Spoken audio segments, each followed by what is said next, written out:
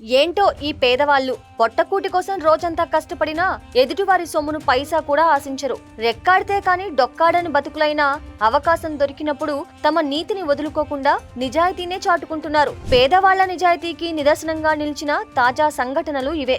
ఒంగోలుకు చెందిన నాగేశ్వరరావు అనే ఒక సామాన్య ఆటో డ్రైవర్ తన ఆటోలో ప్రయాణికులు మర్చిపోయిన 30 లక్షల విలువైన బంగారు నగలున్న బ్యాగును చూశాడు. ఆ క్షణం ఆయన తలుచుకుంటే తన కష్టాలన్నీ తీరిపోయేవి. కానీ ఆయనలో ఉన్న పేదవాడి నిజాయితీ గెలిచింది. ఆ భారీ మొత్తాన్ని చూసి ఏమాత్రం ఆశపడకుండా వెంటనే పోలీస్ స్టేషన్లో అప్పగించి తన గొప్ప మనసును చాటుకున్నారు. అలాగే గతంలో షేక్ ఖలీల్ అనే మరో ఆటో డ్రైవర్ కూడా తన ఆటోలో దొరికిన 6 సవర్ల బంగారాన్ని తిరిగి ఇచ్చేసి నిజాయితీ అనేది పేదవాడి రక్తంలోనే ఉంటుందని నిరూపించారు. ఇలాంటి గొప్ప గుణం ఎక్కడైనా కష్టపడి బతికే పేదవాడి దగ్గరే కనిపిస్తుంది. చెన్నైలో పారిశుధ్య కార్మికురాలు ఎస్ పద్మ రోడ్డుపై దొరికిన 45 లక్షల విలువైన బంగారాన్ని పోలీసులకు ఇచ్చేసి అందరినీ ఆశ్చర్యపరిచింది. ఆమె పేదరికంలో ఉన్న ఆ సొమ్మును చూసి చలించలేదు.